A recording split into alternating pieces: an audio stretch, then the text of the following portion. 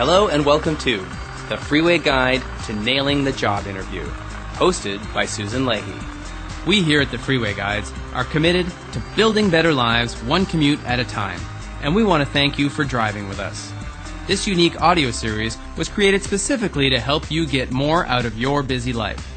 Like most people these days, you may not have time to read a 300-page book, but you can always find time to drive, listen, and learn with a Freeway Guide. In the next 80 minutes, you will learn all about how to get the job you want thanks to simple, effective, and proven tips and techniques. Susan Leahy, your instructor today, is the co-founder of the Freeway Guides and is a sought-after speaker and presenter. Susan is a communication specialist, and she works to empower her clients to drive the power of their voice in all of life's situations, especially the job interview. The Freeway Guides are so jam-packed with fun and practical tips, we guarantee that by the time you get out of your car, you will have learned something practical you can start to apply immediately to improve your life. And when you're done with this program, we encourage you to visit us at freewayguides.com, where we've posted some great additional free tips and resources just for you. So now, get ready to enjoy Susan's energy and expertise, and remember to always buckle up and drive carefully as you begin the Freeway Guide to Nailing the Job Interview. Let's be honest, the worst part of any interview is walking out knowing that we could have done better. Nobody likes feeling like they blew a job interview. However, many of us can think of an experience, or two, where we've walked out of an interview feeling less than ecstatic, knowing that we probably did not get the job. What's tough about this type of experience is thinking about all of the things that, I should have said, but didn't because there was a huge disconnect between what I wanted to say and what actually came out of my mouth. This Freeway Guide was inspired by watching numerous talented and capable people make this mistake. I've seen countless people who obviously had the basic skills for the job flounder and eventually sink because they were not prepared and did not know how to use what I call the power of their voice during the interview. These types of interviews are painful for me to watch, and I have frequently wanted to call a timeout and give some coaching to the candidate on how they could do better. My name is Susan Leahy, and welcome to the Freeway Guide to Nailing the Job Interview.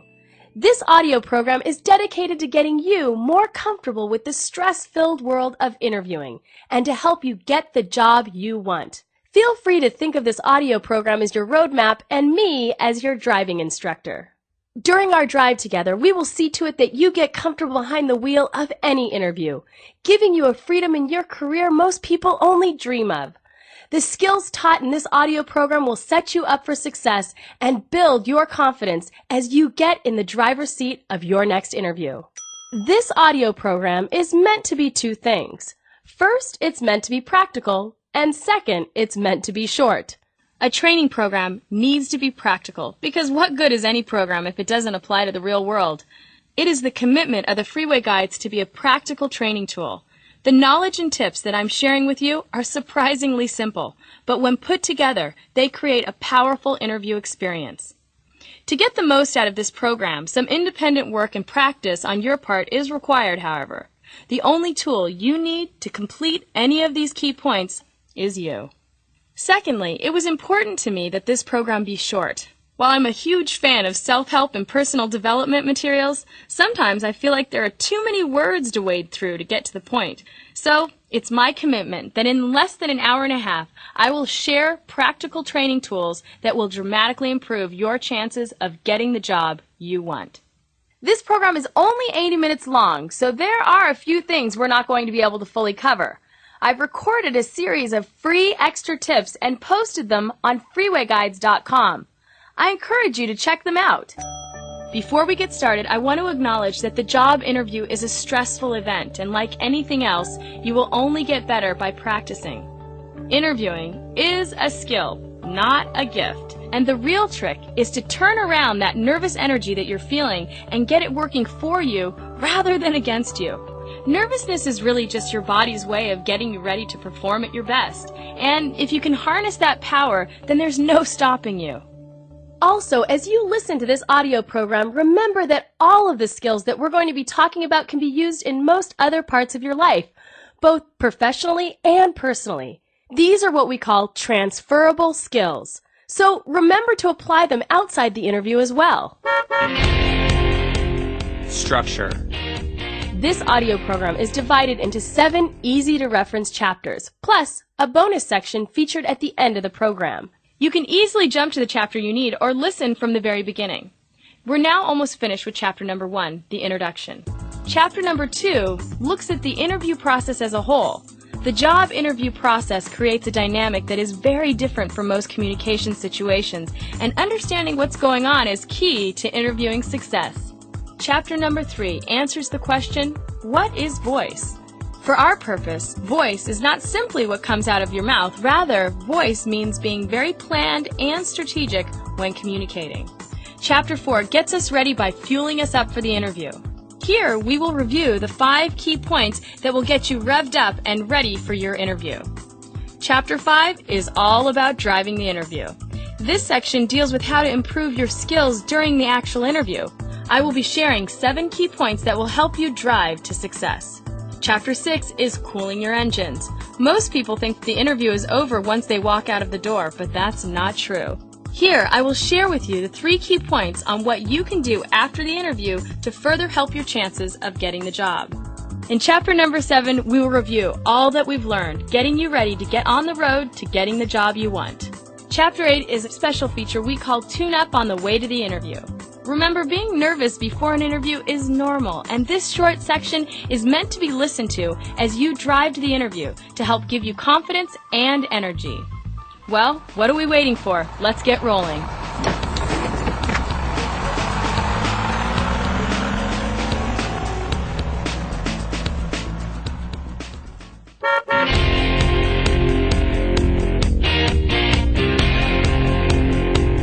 Section 2. The interview process.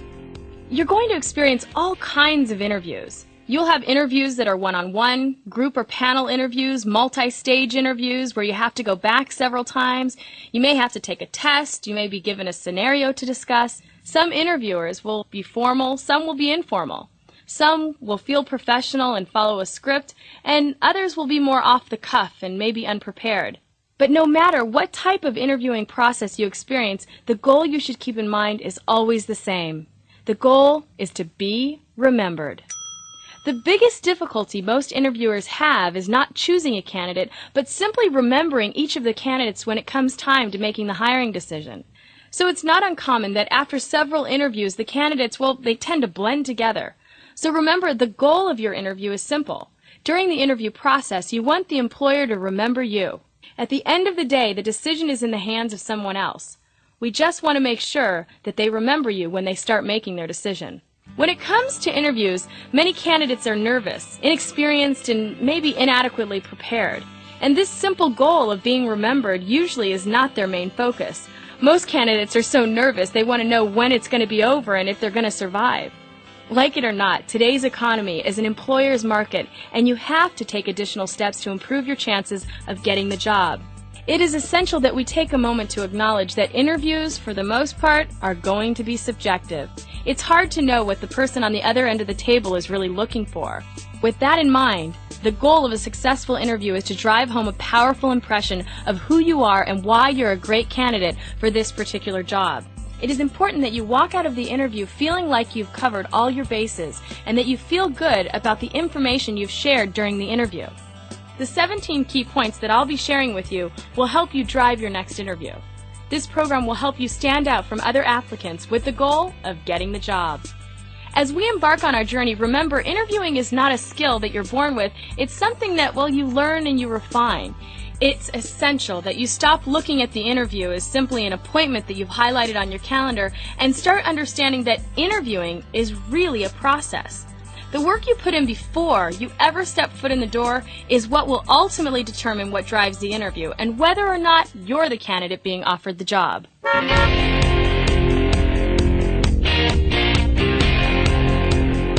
Section 3. What is voice? Without the ability to share your thoughts in a coherent manner, all the knowledge in the world would be of no use. It is my intention to show you how to take control of the most valuable tool you'll ever have, the power of your voice. This concept of voice is key to all of the tools that you are going to learn on this audio program. So let's make sure that we have a good understanding of what we mean when we talk about voice. In the interview, you're going to be judged on a number of things, but primarily you're going to be judged on what you say and how you say it. The only tool you really have when you walk into an interview is your voice. But what I'm talking about when I say voice is not just what comes out of your mouth, it's the total message of what you're putting forward. Literally a combination of your words, your energy, style, and your confidence. All of these together combine to make what I call voice. Based on years of research and testing, a psychologist named Dr. Albert Moravian determined some very significant statistics about communication that will help you understand this concept of voice. His study came to conclude that there are basically 3 elements to any face-to-face communication: words, tone, and body language. These 3 elements account differently for our liking of a person. I call these our likability factors. People interpret your words, your tone, and your body language to determine if they're liking what they're hearing or seeing. Knowing this can be extremely important during the interviewing process. Let's look at his findings a little more closely. He found that 7% of this likability factor comes from our actual words. 38% of this likability factor is actually paralinguistic, where the message understood is actually coming from our volume, our tone, our inflection, our intonation, literally reading the way we say things. And believe it or not, a whopping 55% of this likability factor comes from your body language. Think about it. These are staggering findings. When we're trying to say something important, most of us agonize over the perfect words to use so that our audience understands what we're trying to say. But knowing that successful communication really comes from the combination of words, tone of voice, and body language may make you rethink how you present yourself during an interview and in other situations. With these findings in mind, I've created the voice equation. By combining 4 components of communication and using them congruently, you will strengthen your ability to drive home any message. The voice equation doesn't just apply when you're in the interview. It can be used in any life situation. The voice equation is W plus T plus BL all multiplied by C equals voice. Translation: the words that you choose plus the tone of your voice plus the body language you display all multiplied by your confidence equals voice. When using your voice, these 4 components, words, tone, body language, and confidence, are always consciously and unconsciously felt by the viewer, resulting in the total impact of the communication. Words. First, let's talk about the words you choose. In Chapter 4, we're going to introduce the concept of identifying your key messages and elaborating more on how to choose your words with intention to set you up for success during your next interview. For now, let's talk a little bit about intention. Your words can build bridges or create roadblocks for you during the interview, so it's very important that your words are carefully chosen. Understanding your intention, also known as your purpose, in any communication, especially in the interview, is key. It's essential that you literally know what you're trying to accomplish and what you want your audience to take out of what you're saying. I believe that you need to determine the direction of your words before you even step foot into the interview. Tone. The second part of the voice equation is tone. Remember that Albert Moravian figured that 38% of your likability factor comes from your tone of voice. So it's clear just how much impact your tone has on how people interpret what you say. Have you ever asked someone a genuine question only to get a surprised response like, "Are you being serious?" or "Don't be such a smart aleck"? It's a good possibility that the person you were speaking to didn't take your question seriously because your tone of voice was actually saying something different than what your words were trying to express. In this program, many of the tools and key points will help you develop a confident tone that will help you get the job you want. But remember, if you sound confident, then you will be perceived as confident. Your tone is an essential component to supporting the power of your voice during any interview. Let me share with you one of my favorite examples that deals with tone, and it deals with the differences between men and women. Keep in mind, for the purpose of this example, I am speaking in generalities, and this may not apply to everyone. I always say, if it applies to you, put it on. If it doesn't, let it roll off your back. Now, it's not uncommon that when you listen to women speak, you may notice that the tone at the end of their sentence actually gets higher. The higher the tone could be interpreted as if they're asking a question. Now, it could sound something like this. I'm confident this will help. I believe moving forward with this plan would be good for the company. Now think about this, ladies. If you're ending your sentence with it sounding like a question, your listener then is left wondering whether you're really sure of what you're saying. A lot of women ask the question, why won't anybody take me seriously? The answer may be as simple as checking your tone. Okay, men, now it's your turn to think about your tone. While some women end their sentences like question, many men end their sentences with what I call an RBP, or a really big period. Men tend to speak with definitive statements to end their sentences. It could sound something like this. I'm confident this will help. I believe moving forward in this plan will be good for the company. I'm extremely interested in what each of you think. Do you have any questions? I'm open to your observations. Of course, I'm exaggerating a little, but think about the impact of an RBP. If you're speaking with excess force, it may actually close down any discussion, as other people may be wary of conflict if they ask questions. One way or another, it's obvious that tone impacts. The trick with your tone is to take full advantage of how dynamic it is in every situation. It's not wrong to sound like you're questioning or to sound like you're making a definitive statement, but the goal here is to be aware of how you're using your tone. Remember, a part of driving the power of your voice is the ability to master and use your tone appropriately with intention and purpose. Body language. The third component of the voice equation is body language. Perhaps because it's harder for us to monitor, this is an area that many people neglect to think about altogether. But remember Albert Mehrabian's findings. 55% of your likability factor comes from your body language.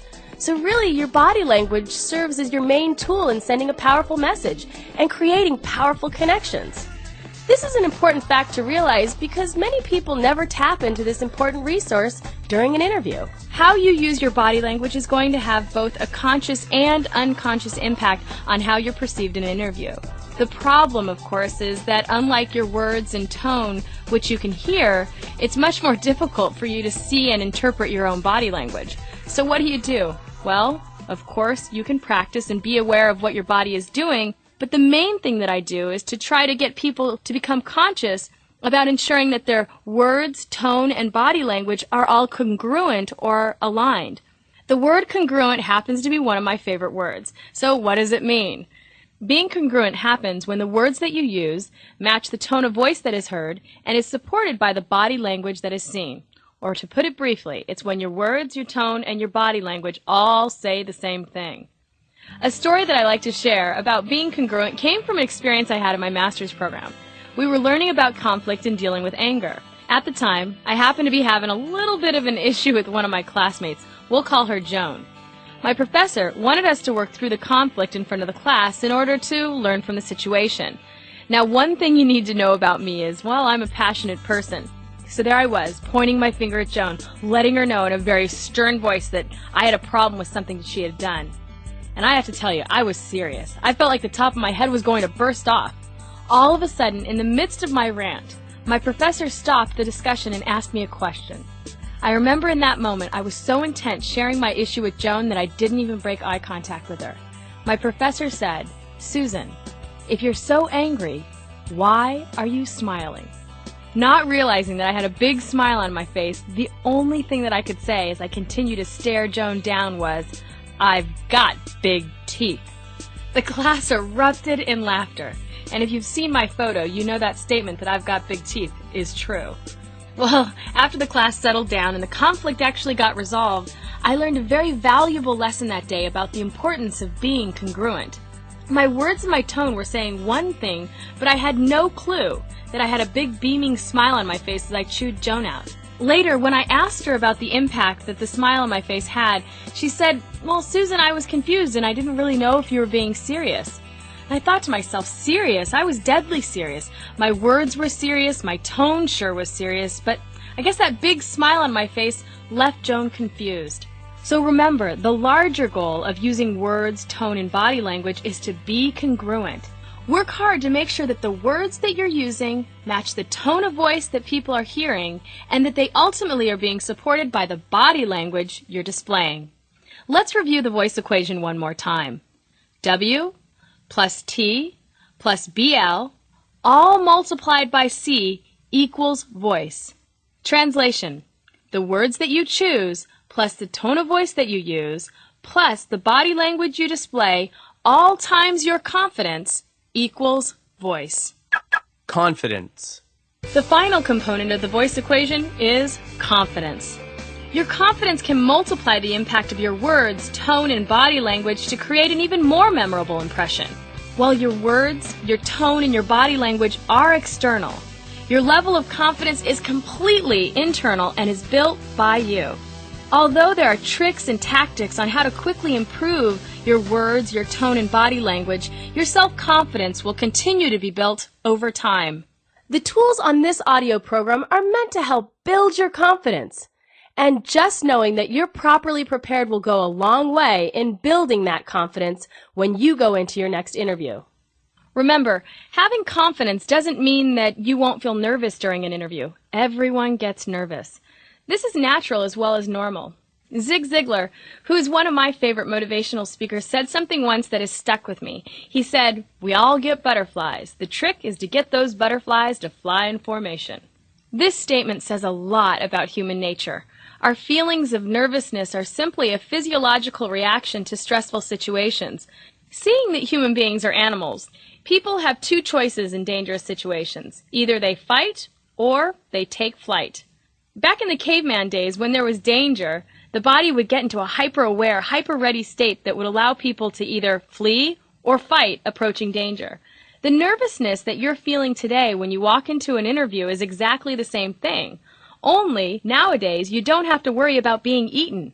Literally, when you're nervous, your body prepares itself by getting ready to react. What we need to do is to acknowledge that every single one of us gets nervous, but that being nervous or having butterflies is not a weakness. It's just a sign that, hey, you're normal. Too many people try to fight their own nervous energy as if that nervous energy is the enemy. In fact, fighting your own nervous energy usually makes it worse. As we start going through the tools and key points, I'm going to encourage you to feel that nervous energy and realize that it can be an ally, not an enemy. Having confidence and self-esteem is really knowing that you can get your normal nervous energy working for you to make you more competitive. One final thought as we move to the next section. Know that above all else, your voice is worthy of being heard, especially in the interviewing environment. We were all given a voice to use. The difference is that some of us just learn how to drive it.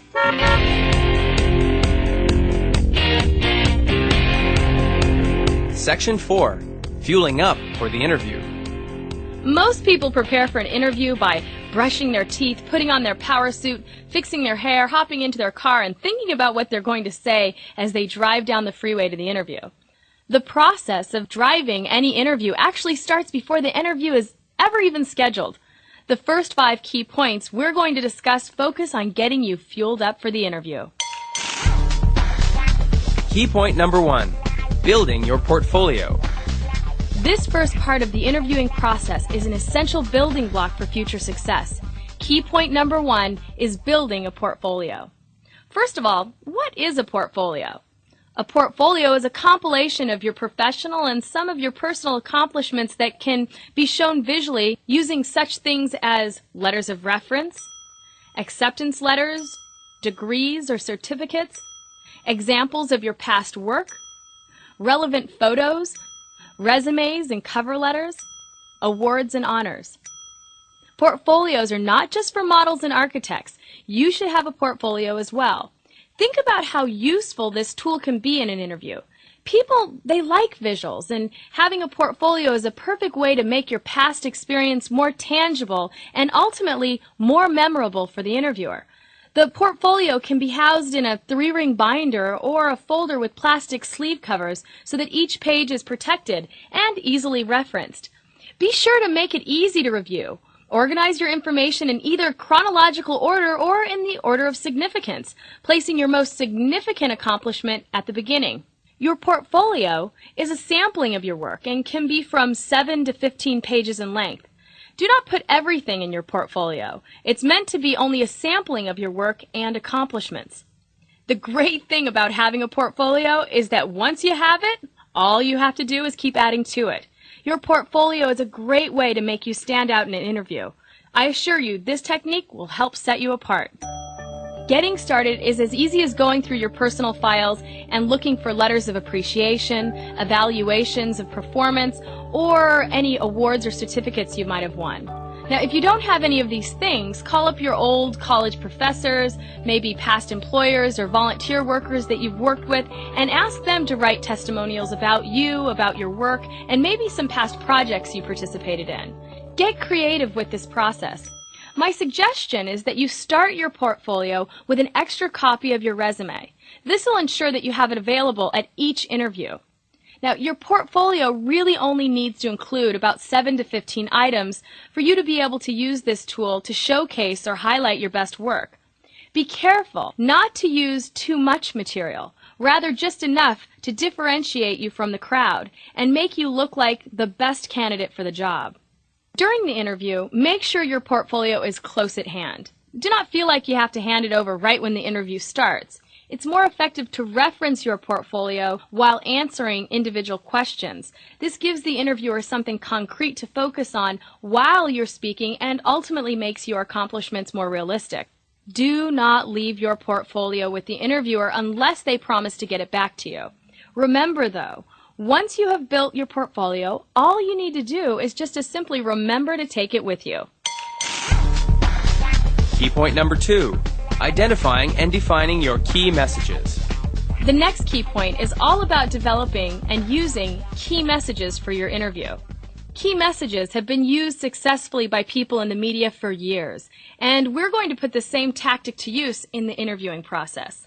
Now think about who gets interviewed more than anyone else. Politicians and actors. Have you ever noticed that when a politician or an actor is being interviewed, regardless of what the question is, they seem to be able to pull the conversation right back to the topics they want to focus on? What they're actually doing is highlighting their key messages over and over again to drive home their point. Now, developing this skill takes a little practice, but the technique is a powerful tool that can be used during a job interview. Now, we're not asking you to evade the questions during an interview. In fact, that would definitely not be a good idea. Rather, we want you to be able to answer the questions and use every opportunity to steer your responses in the direction that you want to focus on.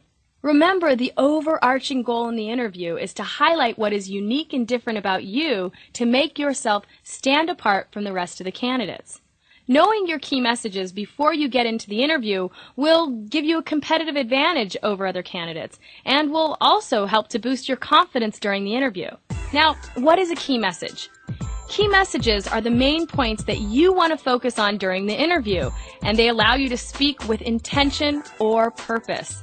You will have thought about and refined your key messages in advance, and they are the key things that you want the interviewer to remember about you once the interview is over. Say your interview lasts a half an hour. You will no doubt be talking about all sorts of things. But what is the interviewer ultimately going to remember about you? Hopefully, what he or she is going to remember are the key messages that you want them to remember. As you think about your key messages, you should understand that many interviewers are trained to assess both what we call performance skills and technical skills. Technical skills represent what you do on the job, while performance skills represent how you do the job. Let's listen to some examples of key performance messages, which are how you do the job. How about, you're a great team player. You're flexible, adaptable to change.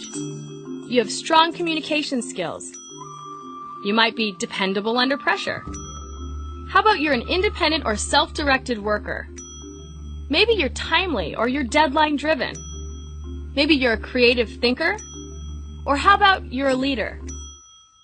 Now let's look at some key technical messages. Remember, the technical are the what you're going to do on the job. How about you've got knowledge of a specific software package like Excel? Or you have a particular skill like accounting or typing. Maybe you've got great presentation or facilitation skills. Maybe you've got sales skills. How about operating certain types of machinery? Maybe you have certifications or licenses. Or you've got some project management skills. These are some examples of key performance and key technical messages. As a professional trainer, I've worked with thousands of people, and when I ask them to list their personal strengths and weaknesses, people usually have a hard time being specific about what they are. Think about how not being able to be clear and share your strengths can be deadly in an interview. Remember, after all is said and done, communicating your strengths is the essence of what the interview is all about. Before your next interview, we're going to identify and develop 6 key messages that you want to highlight in the interview. Keep in mind you need to focus on both performance and technical key messages to come up with your list of 6 messages. That means that you're going to have to identify 3 key performance messages and 3 key technical messages. Be intentional. Keep in mind that the interviewer sees multiple people and your goal is to have the interviewer remember you. It may sound simple, but if you can get the interviewer to remember 2 or 3 of your 6 key messages, then you've done an amazing job. This can happen by outlining your key messages prior to the interview. For many of us, this will take a little bit of thought. That's why we're not doing it the day before the interview. We're going to do it today. When you pause this audio program, I want you to take a moment to think about and brainstorm with others some of your key messages that you might want to take into your next job interview. Keep in mind your key messages might change depending on the job that you're trying to get. Now, I don't want you to stop with just thinking about your key messages. Take some time to write them down, both your key technical messages as well as your key performance messages. Here's a note. If you're drawing a blank on where to start, there are 2 things that you can do. First, you can rewind and review the samples that I provided for both performance and technical key messages a moment ago. These might get you started. The second thing that you can do is to think about what compliments you commonly receive from people. We all get some compliments. For example, you may hear how great you are with people, how organized you are, or how amazing you are at fixing things. These common compliments may be a great starting point for you to begin defining your key messages. Take your time to figure out these key messages, as they're going to be the basis for a lot of what you talk about during the interview. Remember, everyone has something unique about them. What's special about you? Defining your key messages is the first part of this process. Now what we need to do is to find specific examples of where you used these skills. Today, a lot of companies hire people using a process called behavior-based interviewing or behavioral interviewing. This is a method where the interviewer asks the person a series of questions that are aimed at getting to specific examples of the candidate's past job experience, skills, and their qualifications. For example, if during an interview you were asked to give them an example of a time when you had to deal with an angry customer, what did you do and how did you handle the situation? What the interviewer is looking for are specific examples of how you performed in a given situation. Now, they want to do this because knowing specifics about your past will give them more insight on how you may perform in the future. This is what's known as behavior-based interviewing. Thinking of specific examples for these types of questions in the heat of the moment during the interview can be very difficult and could possibly leave you feeling stumped. Prepare yourself before the interview by thinking of specific examples to support each of your key performance messages and your key technical messages. To give your answers more impact, you should include specific things like names and dates, locations and times, specific responsibilities, or maybe overall results or outcomes. Being clear and specific gives the interviewer a clear snapshot of your past experience. Special note. Remember the portfolio I had you build? Well, the goal is that your portfolio should support your key messages so that you can actually refer to it and share specific examples during the interview. It's important to make sure that you have at least one specific example to support each of your key messages. But if at all possible, you should maybe try to have 2 or 3 examples prepared for each one, just in case the interviewer asks for more examples or for more information. Now this may sound like a lot of work, but remember, you also have the option of maybe pulling examples from non-work related experiences. If you can't think of work examples, use specific examples from maybe one of the following areas. How about leadership organizations you're a part of, nonprofit or volunteer work you've done, church or local governments you're active in, maybe there's some family situations or past school projects that you were involved in. Now let's listen to the difference, answering a question, one generic and one using a specific behavior-based answer. Let's see if you can hear the difference. Mr. Jones, I enjoy working with people.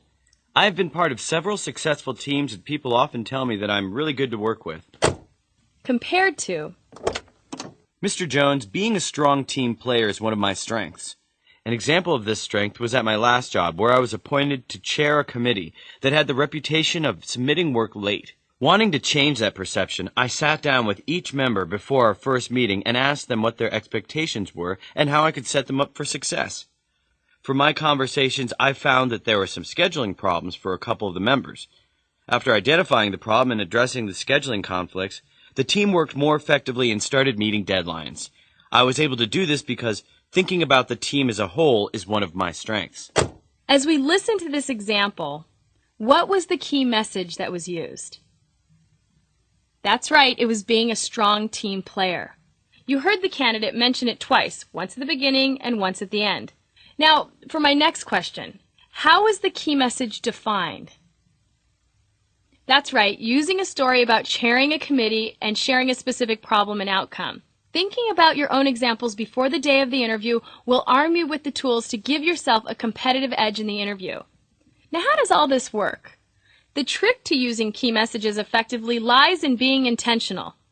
There's that word again, intentional.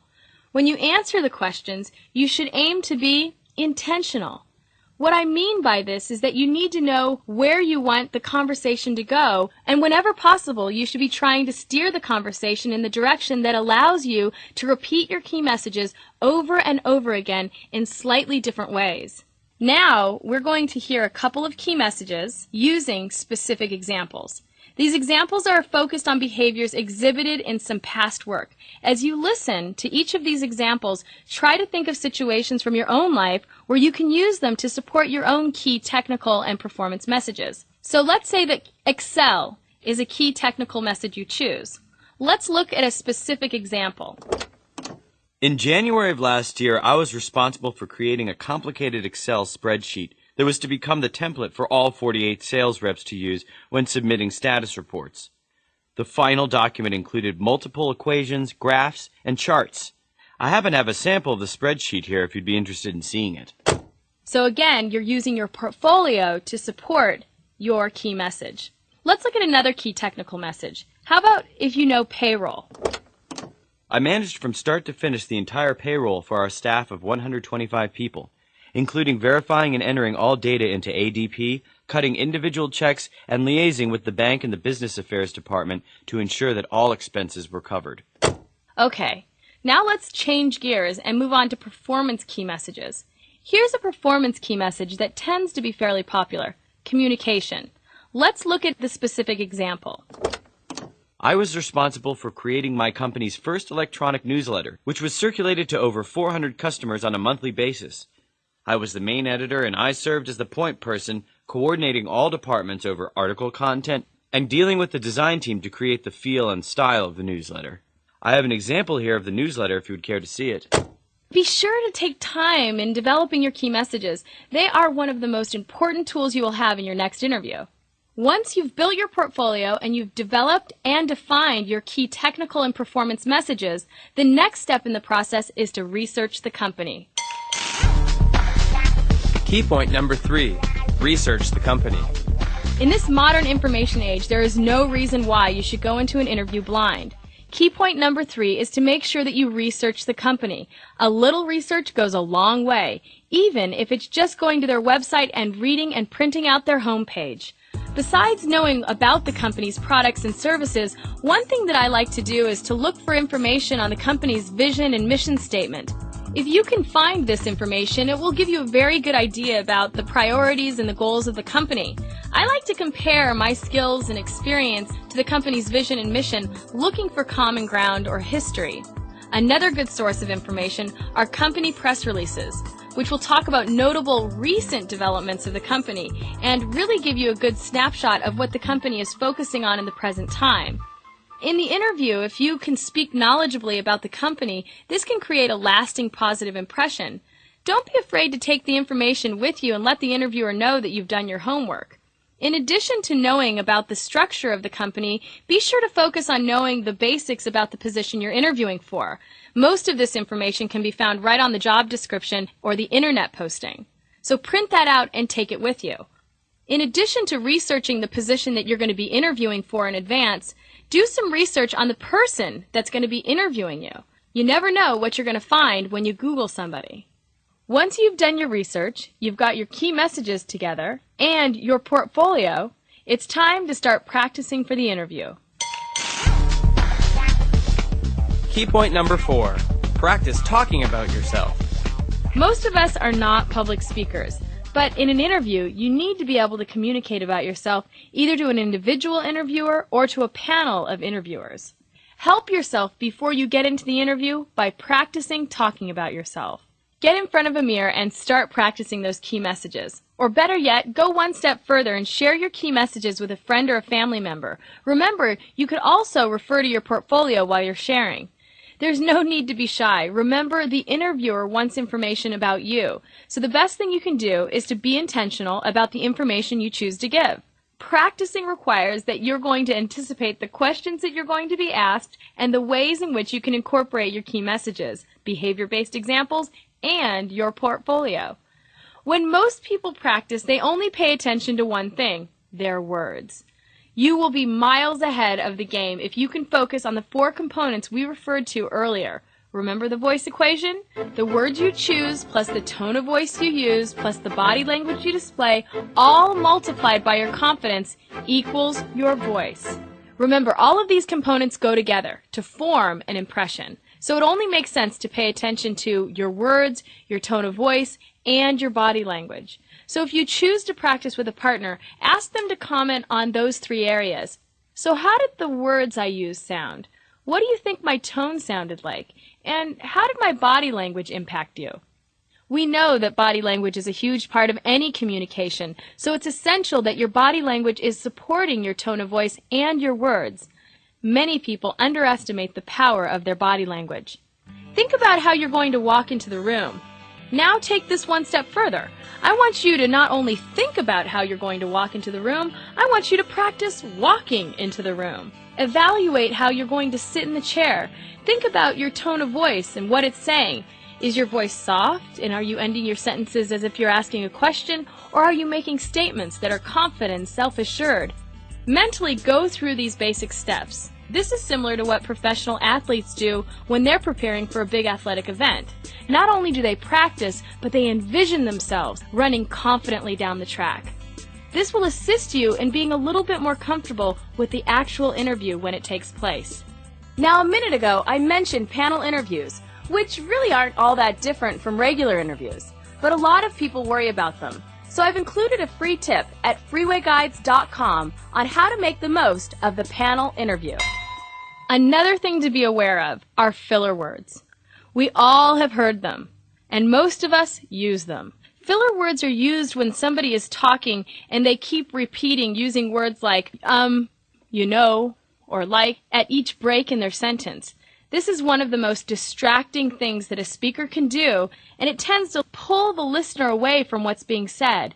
An exercise you might wish to try is to actually tape yourself responding to various interviewing questions. This will allow you to hear what you sound like, as well as make you aware if you're using filler words. If you do have a tendency to use filler words, a way to counteract this is to own what I call the power of the pause.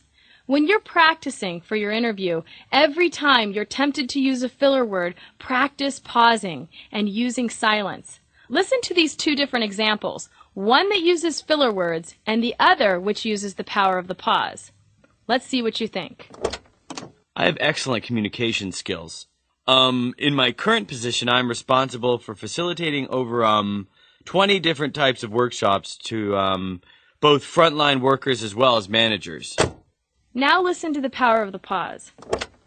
I have excellent communication skills. In my current position, I'm responsible for facilitating over 20 different types of workshops to both frontline workers as well as managers. Pausing can send a powerful message and can actually help you sound more confident. I have to add one last tip to pay attention to while you're practicing for the interview. I see this one all the time. Be careful that you do not discredit your own answers by adding what I call qualifying statements to the beginning or the end of your answers. A qualifying statement can sound something like this. It really wasn't that big of a deal, but when I was just doing my job, but someone said that A qualifying statement can be as simple as saying, you know, or I guess, at the beginning or end of your answer. Or you can say things that sound like this. Dealing with that problem was something that I did that was very important, I guess. I remember watching numerous interviews where good answers were given, but then ruined by a qualifying statement at the end. I guess. Well, if you're guessing, then so is the interviewer. Practice not using qualifying statements. Last but not least, don't forget to be natural. Remember what we said about being congruent? Your tone, your words, your body language all support the real you. And remember, your voice is worthy of being heard. Try taping yourself a couple times. I guarantee you'll see an improvement. Key point number 5. Knowing clothes count. While it might sound shallow, the next thing to remember is that clothes do count in an interview. In no way am I saying you should check your personality at the door when it comes to your clothes, but you need to be aware of what type of organization you are interviewing with and what its expectations are. An easy thing to do is just to ask if the company follows a business or business casual attire at the time you set up the interview. While it is true that there are some industries and companies that encourage a casual style of dressing as a part of their corporate culture, for the most part, the business world tends to be pretty conservative. And I have heard more than one interviewer comment on how a candidate was dressed, and then they use that alone to keep them from being considered for the job. Use your best judgment. My tips are simple. I always follow the rule. Cover the toes, the shoulders, and the tummy. And remember, a suit is usually safe. One way or another, consider what you're going to wear. Many people designate a certain set of clothes as their quote-unquote interviewing outfits, but be sure to think about it the night before to make sure that everything is clean and pressed when you need it.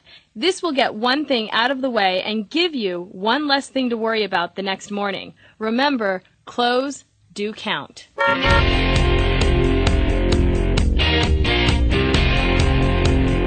Section 5. Driving the interview. So we've fueled up and we've covered what needs to be done before the interview. Now we're going to talk about what to do on the day of the interview itself. We have called this section Driving the Interview, where driving is a metaphor regarding confidence and your ability to effectively communicate what is unique about you. If you've done all the work we've talked about in the last section, then you should be ready to walk in and drive home just how confident you are about being the choice for the job. In this section, we will be focusing on a number of tips that will help you build your confidence on the day of the interview. Key point number 6. Leave early.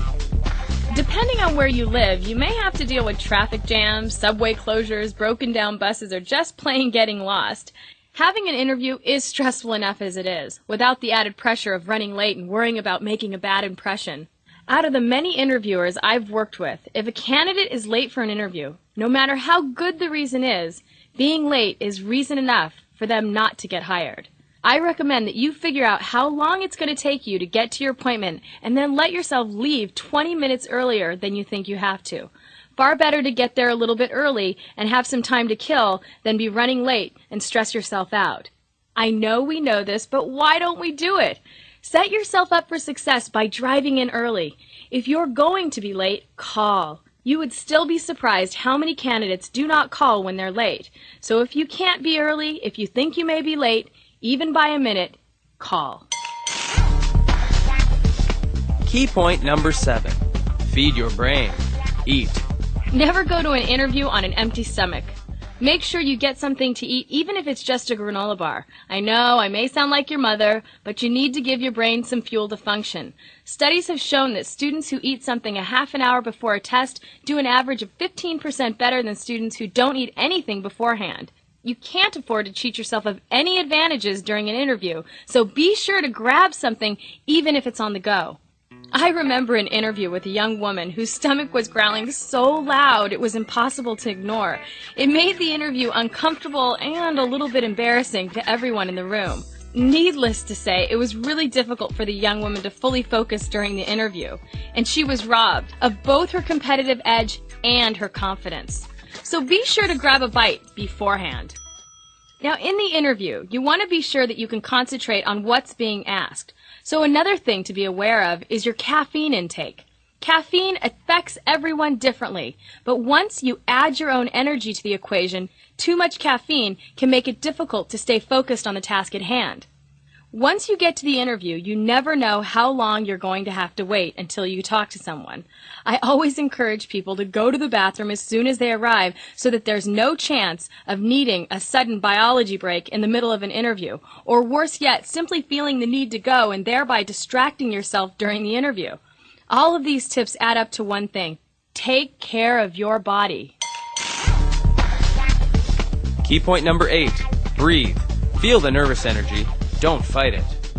Most people have similar physiological reactions to interviews. Palms get sweaty, stomachs turn, mouths get dry, and hearts pound. In other words, people get nervous. Remember earlier when we talked about how your nervous energy is really an ally and not an enemy. But the power of this energy can only be used when you stop fighting your nervousness and start feeling the nervous energy for what it is, a secret weapon. The first thing to do is breathe. Because chances are you don't look as nervous as you feel. Have you ever had the experience where a friend was giving a presentation and after the presentation was over they were talking to you about how nervous they were and you thought to yourself that they didn't look that nervous? Well, remember, you are the only one inside your body. No one else can see how nervous you really are unless you let them. Also remember that even if you do look a little nervous, who cares? It's not a sign of weakness, it's a sign of energy. Take time to breathe slowly, feeling the energy in your body. Acknowledging that that energy is there to help you is the first step in getting it to work for you. Realize also that you're not alone. Interviewers get nervous too. Let me say that again. Interviewers get nervous too.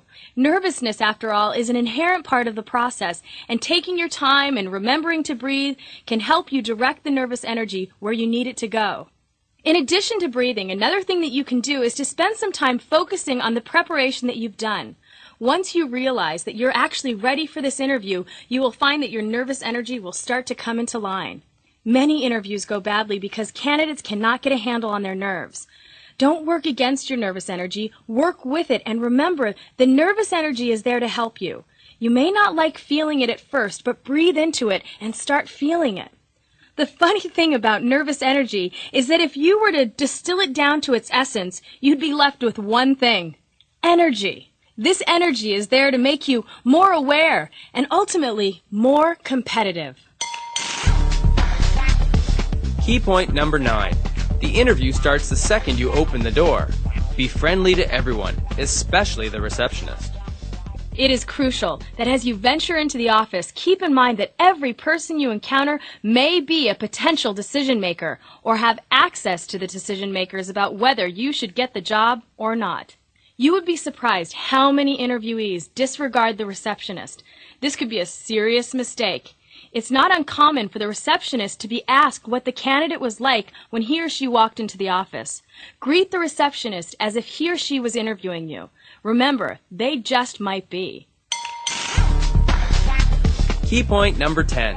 If they ask you for water, say yes. You may need it. As you head into the office where your interview is going to take place, it is not uncommon to be asked if you'd like some water. If they ask to get you some water, always say yes. It's strange to me how quickly most people give a programmed response, "No thank you, I'm fine," as if there's something wrong with drinking water. You never know, but you just might need it. Accepting the water may give you a little extra time to get acclimated to your environment.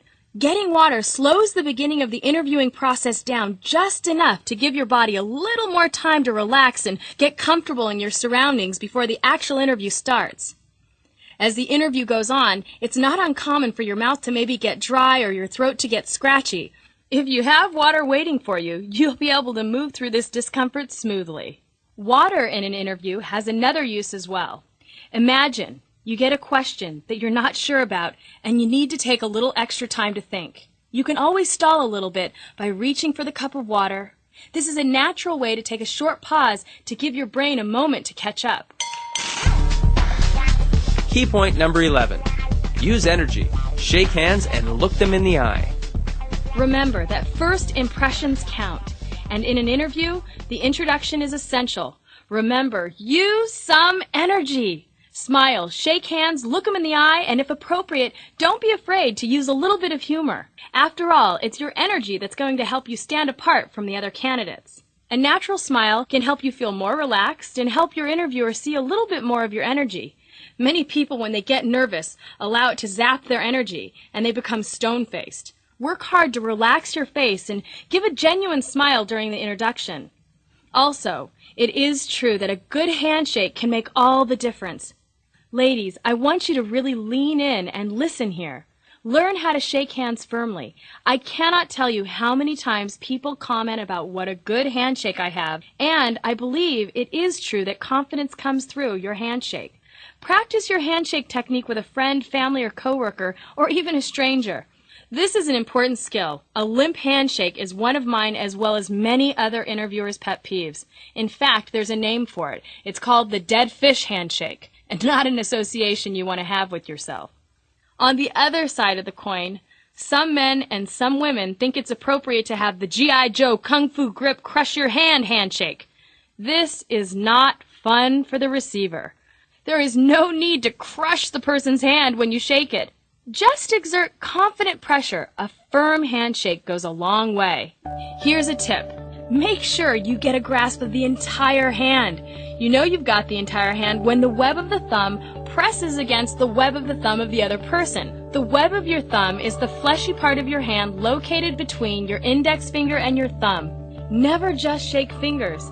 Grab the entire palm. Shake firmly the whole hand, looking the interviewer in the eye, giving a genuine smile, letting them know you're glad to be there. Coming into the interview with some energy helps you to appear more confident. I've been a part of countless interviews where the candidates have no energy. They didn't smile, they didn't look at me in the eye, and they talked so softly, making it hard to hear. When you talk to people, be sure to look at them in the eye and use some energy and some personality when you answer. You want them to get a true reading of who you are because you're going to be working with these people a lot of hours each day. Show them your energy and that you will add to their environment. One thing I want to mention is to be genuine or authentic in the interview.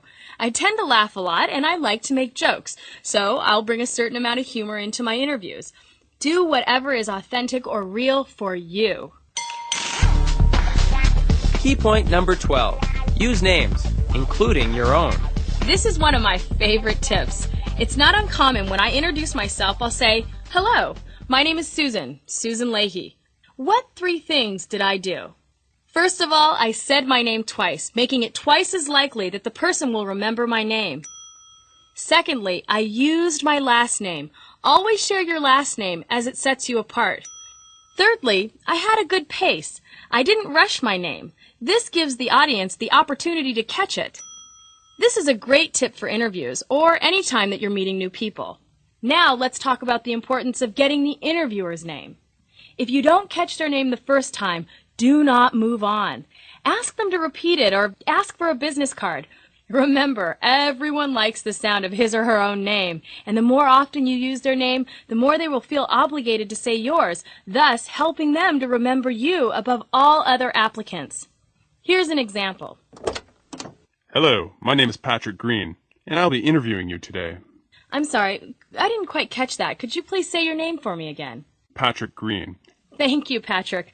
My name is Susan Leahy. It's great to meet you. Additional tip. Another trick that I use during an interview is that I find a way, when answering questions, to work in my own name. Remember, the goal is to get the interviewer to remember you.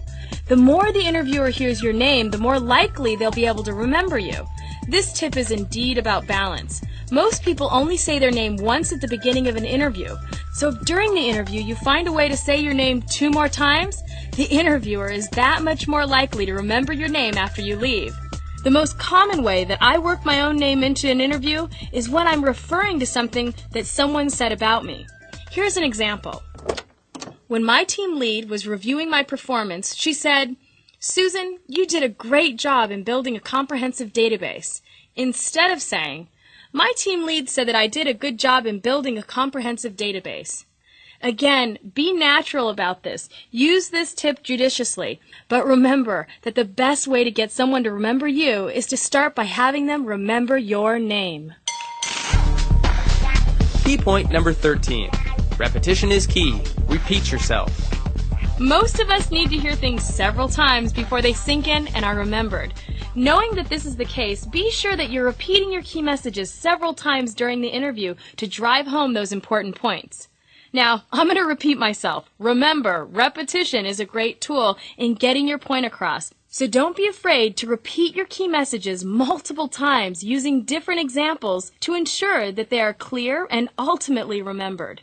Keep in mind that there is a difference between sounding like a broken record and repeating yourself effectively. Repetition should not be saying what you said exactly. Rather, the repetition I'm talking about is the ability to restate your key messages multiple times during the interview using different examples. Know that people don't always hear what you're trying to say the first time. In fact, they might not even get it the second time. That's why repetition is a good thing.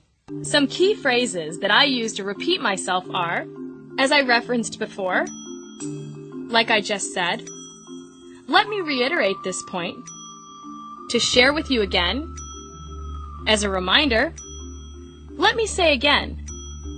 This is an important point I want to highlight again. Remember, the goal is to get the interviewer to hear and remember 2 to 3 of your 6 key messages. Repetition is key to making this goal happen. During the interview, chances are there will be some questions that you're not sure how to answer right away, and that's okay. If this happens, tell the interviewer that you'd like to take a moment to organize your thoughts, and then exercise the power of the pause. If that doesn't work, ask the interviewer to just simply restate the question. Hopefully when the question is restated, you'll have a much better idea of what the interviewer is trying to get at. Try and stay calm, and it might help to ask yourself, well, why are they asking me this? Or what are they really looking for? How does this fit into the job that I'm applying for? Your brain will move fast enough for you to come up with a good answer before you know it. There is no shame in taking a moment to just breathe and think about the answer. This is better than just blurting out the first thing that comes to mind. In fact, this might tell the interviewer that you're thoughtful and that you're a deliberate person, and this is a good thing. Now, whether you know it or not, there are rules about what kind of questions you can be asked in an interview. Unfortunately, though, not all interviewers are aware of these rules, so it's not all that unusual to get questions that you might feel are inappropriate. This is a tricky situation to deal with in an interview, and I've included a free extra tip at freewayguides.com to help you out if you get into this situation. As you're answering the questions, it's important to remember that you want to come off confident, not cocky. Even though you have done your homework and you're ready for the interview, it's important that you respect the person that you're interviewing. One of the most common complaints that I receive from interviewers is that they can't stand when the candidate comes in and tries to take control of the interview. While you do want to put your best foot forward and appear confident, you do not want to seem overbearing or controlling, as this will make the interviewer think that maybe you're difficult to work with. Also, as you're answering the questions, be aware of how much you're talking and be sure to read the interviewer's body language. I'm sure that all of us can remember a conversation where it felt like the other person just would not shut up. Remember how much we talked about being aware of what your body language is saying? Well, you need to also be conscious about what the interviewer's body language is saying. What is it telling you? People spend more time with their colleagues than they do with their families, and it's important that everyone gets along. Pay attention to the body language of the interviewer. Whoever is interviewing you needs to know that you will be pleasant to work with. Key point number 14. Ask questions.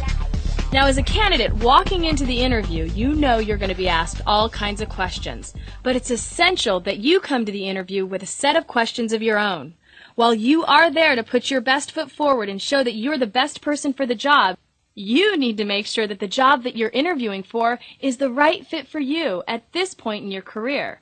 Considering how much time and energy you're going to be putting into whatever job you take, don't you think you owe it to yourself to find out as much as you can about the company? The interview is your chance to get all of your questions answered and evaluate how well the company's philosophy corresponds with your own needs and goals. Interviewers respect a candidate who is bright enough to ask really smart questions because it says that this person will possibly be more inquisitive as they do their job. It is a good idea for you to go into the interview with a list of questions already worked out. Some of the specific questions that you'll be asking will likely come out of the research that you did on the company as you were getting ready for the interview.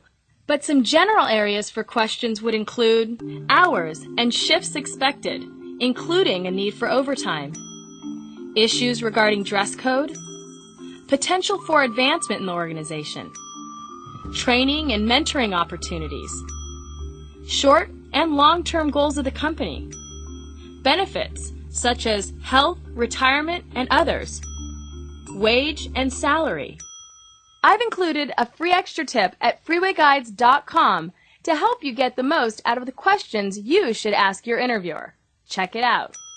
Talking about money is usually the toughest part of any hiring process. While you should definitely inquire about salary and wages during your interview, it's not maybe appropriate to be negotiating specific terms at this time. While most jobs aren't offered on the spot, if this should happen, I recommend that you explain you'll need a short amount of time to think about the offer and that you'll get back to them. This will give you the opportunity to sit down, talk to people that you trust, and decide whether this job is the right move for you.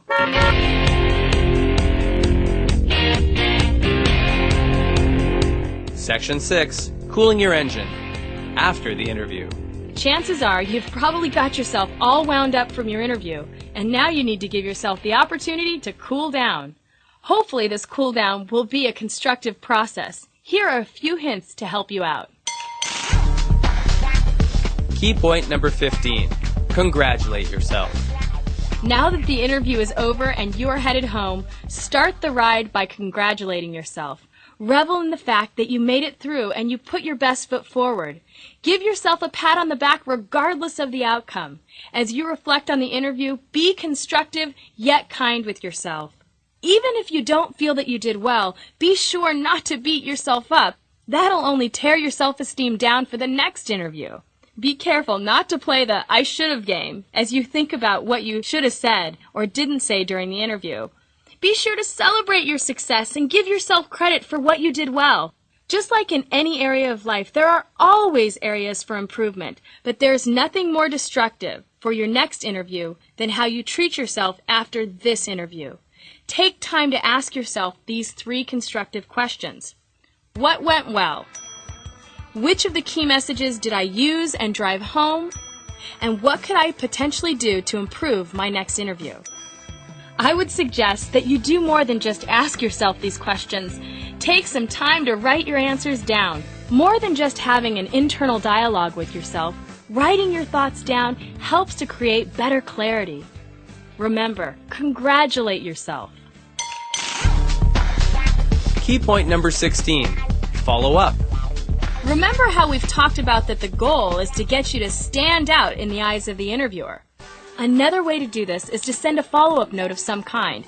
You can decide whether the best form of communication would be an email, a handwritten note, or a card, but be sure to do something to let the interviewer know that you appreciate their time and that you really still are interested in the position. Remember the names that you wrote down during the interview. This is an opportunity to use them. Example. Mr. Smith, thank you for taking the time to interview me. It was great meeting you, and I'm still very interested in the position. I look forward to hearing from you soon. Everyone always asks me, Susan, is it okay to call? Absolutely yes. If you're still interested in that job after the interview, wait for about 2 or 3 days. If you haven't heard back from the company, you should call and let your contact know that you enjoyed meeting them, and if they need any additional information, feel free to contact you. Now the great thing is, if you did send a follow-up email or a letter, you have even more reason to call. Greetings, Mr. Smith. This is David Metz. We interviewed a couple of days ago, and I just wanted to touch base to see if you received the letter I sent thanking you for the interview. Again, if you need any additional information, please feel free to give me a call. Thank you very much. Remember, though, if you were instructed not to call, then don't. If you were told to expect a call by the end of the week, but didn't receive one, then wait till the following Monday to check in and ask for the status of the interviewing process. Hello, Mr. Smith. This is David. We interviewed last week. I was told that I could expect a phone call by the end of last week, but have yet to hear back. I was just curious if you needed any additional information from me as we move forward. Thanks so much. Follow-up is important. It lets the prospective employer know that you are seriously interested in the position, and sometimes this little extra effort can tip the scales in your favor. Remember that when you call, you are thanking them and offering them any additional information they need. Most of the time, they will not need anything, but the pleasant gesture is most appreciated. The period after an interview is your time to determine, is this job a good fit for you? Too many people allow the potential employer to determine their fate. But remember, your goal is to set yourself up for success. Don't be afraid to say no to a job offer. If you got a bad feeling during the interview and the company doesn't seem to match what you're looking for, chalk an interview like this up to experience, but do not take a job if you do not feel that this job is a good match for you. Why? If you're not sure about the job, then the chances are you will not last long in the position. Both you and the company will be investing a significant amount of time, energy, and money in your training, and taking a job that you feel may not be a good match is a waste for you and everyone involved. Key point number 17, talk about money. This final tip is about money. When the time comes, do not be afraid to negotiate or talk about your salary. Corporations depend on people being too shy to address this topic. Many people, especially women, don't talk about money and just take the first offer they get. Sometimes, for entry-level positions, the salary is the salary. However, companies usually give positions a salary range, and I think it's a great practice to always ask if there's any flexibility. Be sure to check out the free tips section of freewayguides.com for a special tip about how to protect yourself when negotiating for salary and benefits. We all have certain financial realities that we need to take care of, so be sure to allow yourself to talk about salary with your new employer. Things to ask about include base salary, any commissions, year-end bonuses, stock options, the company's policy on raises, adding additional vacation time. When it comes right down to it, your new employer will respect the fact that you're willing to talk about money, because it means that you're going to look after the company's money just the same way you're willing to look after your own.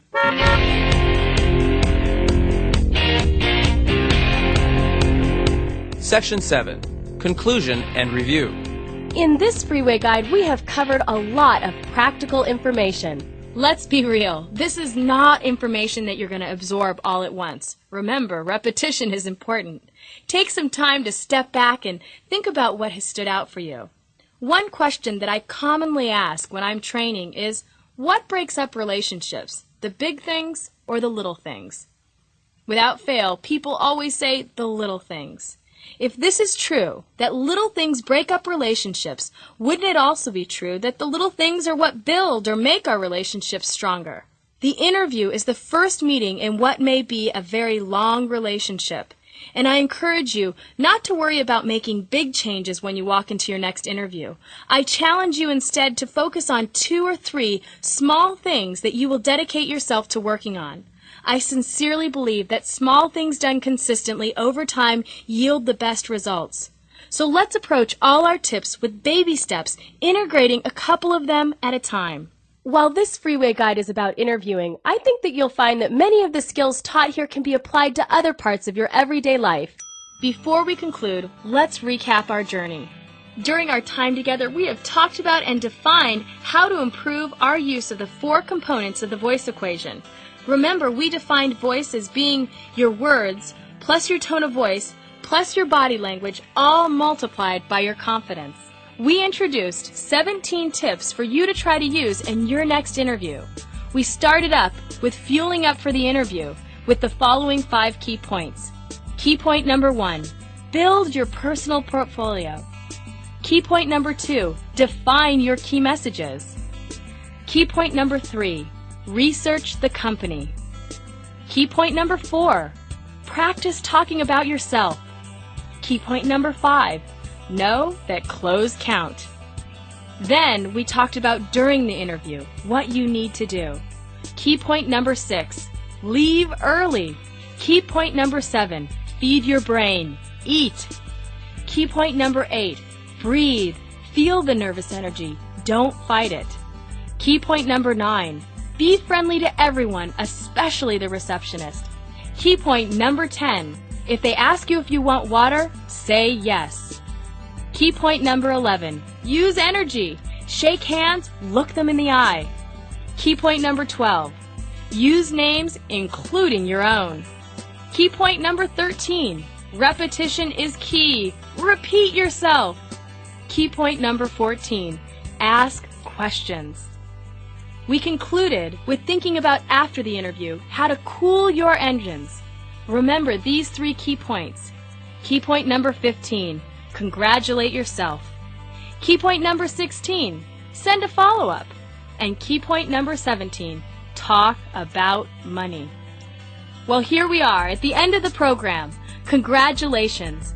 Be proud that you took advantage of your commute to make yourself more competitive during your next interview. Now armed with these tools and tips, I am sure that you will find that you feel a great sense of confidence during your next interview. One final thought.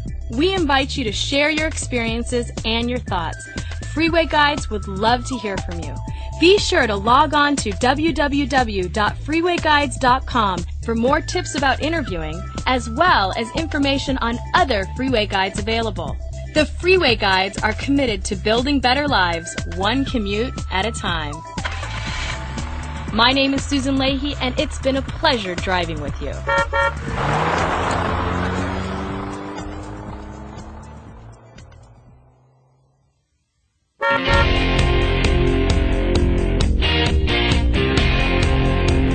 Section 8. Tune-up on the way to the interview. So here you are, driving off to the interview.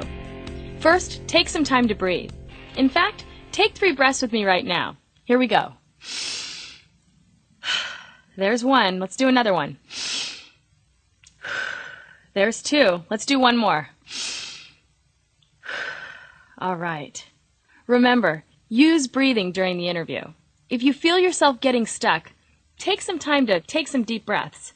Oxygen, it's great for the brain. The energy you're feeling right now is natural. It's there to help you, so don't fight it, feel it. Let's do a quick review of everything that we've talked about to give you some additional focus as well as confidence before you walk into that interview. First of all, did you remember to bring your portfolio with you? Remember, it's a great tool that you can use during the interview. Next, I want you to say your key messages out loud. Remember, these are the key technical skills and the performance skills you want the interviewer to know about you. Repetition in an interview is A-OK. Practice saying your key messages after this track concludes. Also remember, during the interview, to be specific when you're sharing examples about your past work. This is not bragging, this is giving the interviewer a clearer picture of why you are right for the job. If you were able to create a portfolio, remember to use it. People love visuals. Don't forget, the interview starts the moment you walk into the office. Be pleasant to everyone, especially the receptionist. A lot of companies talk to their receptionists to get a different view of the candidate. If they ask you if you'd like some water, remember to say yes. This will buy you some additional time to get you really comfortable in the environment. Use some energy when you walk into that door. Look people pleasantly in the eye and don't shy away from giving a firm handshake. This helps to create a great first impression. Lastly, let yourself have some fun. Don't be afraid to show your personality during the interview. Be you!